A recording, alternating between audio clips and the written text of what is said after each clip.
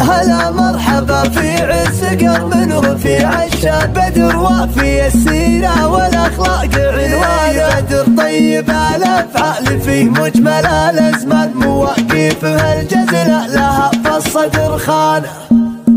بديت التراحيب وبدعت التلقيفة، نرحب من اعماق الضماير وصدق لسان، وهاجس قصيدي للجسر يطلق عناية. هلا مرحبا في عرس قرم رفيع الشان، بدر وافي السيرة والاخلاق عنوان، بدر طيب الافعال في مجمل الازمان، مواقفه الجزلة لها فالصدر، ولد من فعوله دايم ترجح الميزان، يمين تمد الخير للناس والاحسان، ابو بدر فعله بالوفاء عالي شان، اخذ والنعم جد لجباري الجدان، ينومس بوقفاته ويفرح بضيفان، ولا من ذكرنا طاري وسيرة الاخوان، اخوانه تسر دغم وتغيظ عدوان، وعمانه اهل طيب في ساير الاوطان، وخواله لهم ستم بكثر النعم مليان، بلاد فخر تستاهل المدح والعرفان، دار الدار